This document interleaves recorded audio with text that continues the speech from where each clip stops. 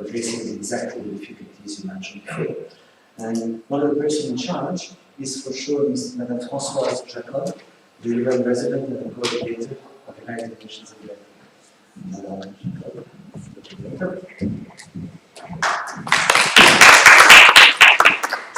Dobar dan. Drago mi je što sam ovdje danas, ali govorim samo malo srpski, so I will continue in English, if it's okay with you. It's really great to hear all these different perspectives, and I will focus my speech today on people and multilateralism. We started the year at the UN with lots of great plans to celebrate UN75. We wanted really to explore the future together, to celebrate through, among other things, an online consultation, as we did a few years ago to develop the Agenda 2030. So we launched this survey in January, globally and here in Serbia. And initially, inequalities, gender and climate change were the hot topics. Then came COVID. So as you can imagine, the topic changed to making sure that we had an equitable access to health. But there was an unexpected outsider in the context of a general public survey.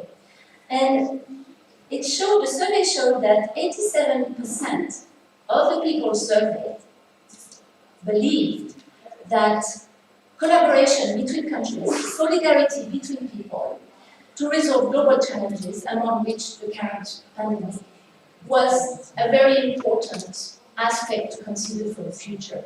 So this is a very strong message for us. 6 in 10 respondents believe that the UN had made the world a better place.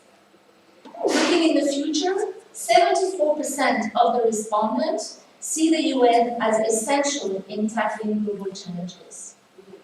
So the global report is being released today, and you will all receive a copy, of course. So I have 3 points today, and this is my first point. Multilateralism is not only about the Security Council. It's not only about high-level politics. It's about people.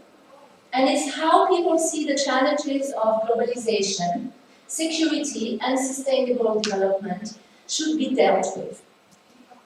We have seen in the past few years that when countries decide to move away from coalitions, this was mentioned before, move away from rule-based order, they create anxiety, chaos, and suffering. We have seen that when states decide to pull away from international agreements, their citizens, their cities, their regions reach out to remain committed to such agreements. In the context of COVID, global cooperation, despite the many rumors at the beginning, has demonstrated once again its value in pulling resources and solutions together. And my colleague from WHO will talk about this later. Of course, there are persistent challenges, but the response to the pandemic, which is still unraveling, has shown that global cooperation today is about mutual responsibility and shared accountability between countries, between citizens and their states, and between generations.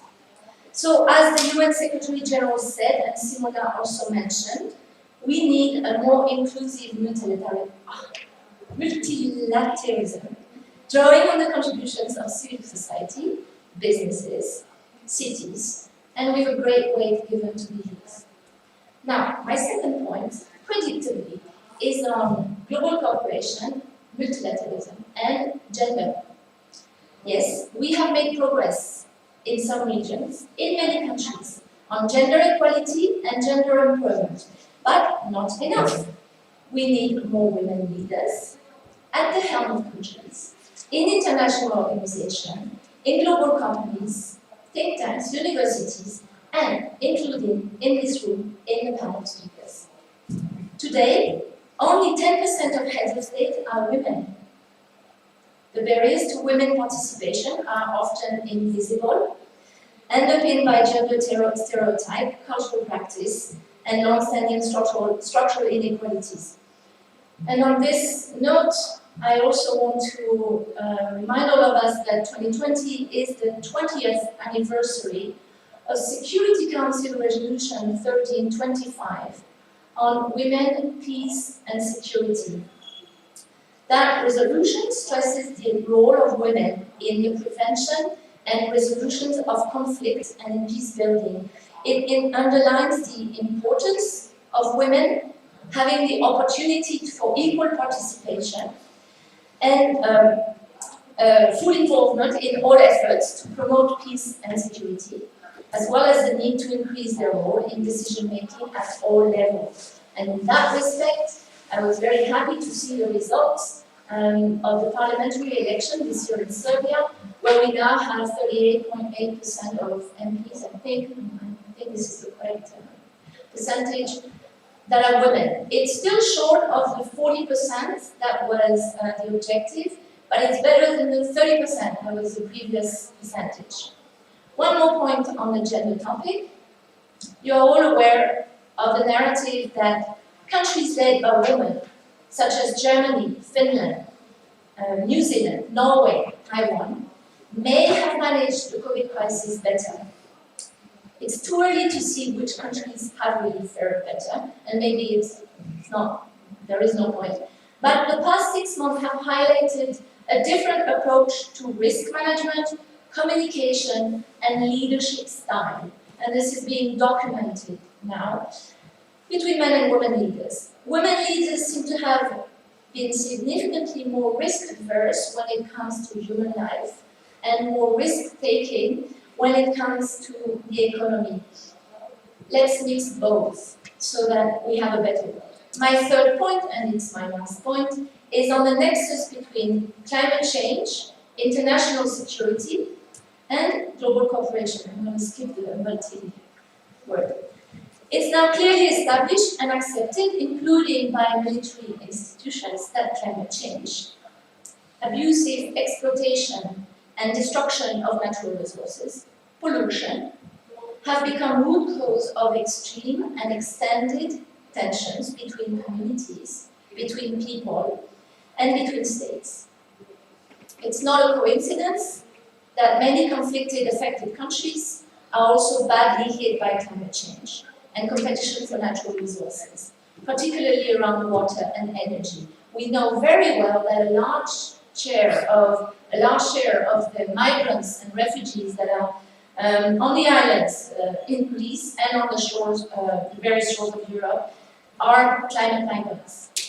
So it's therefore imperative to dedicate much larger resources in money, time, efforts, capacities to fighting this complex issue of climate change, both locally and regionally. Technology and solution exist, I keep saying this.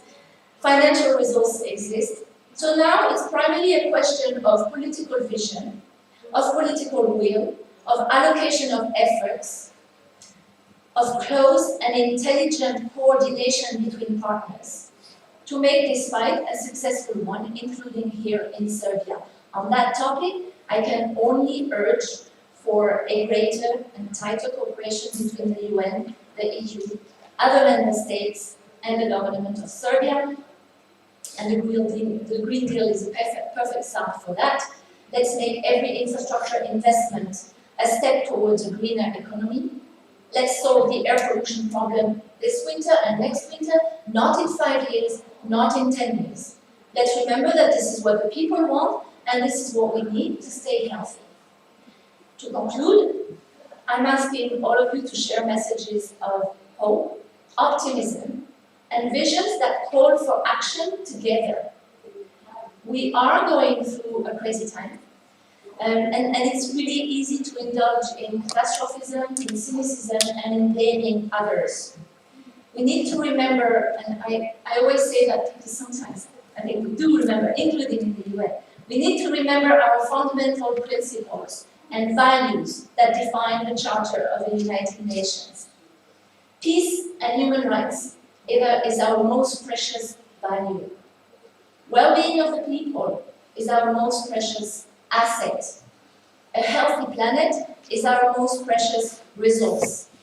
It does not matter that we have different ways of looking at life, different ambitions, different understandings. We must work better together and achieve this beautiful Agenda 2030. it's in this spirit that the UN in Serbia will work with you, all of you, in the years to come, to galvanize global cooperation. And as my boss, Secretary General Antonio Guterres said, let's go for multilateralism with more teeth, more scale, and more ambition. Bye.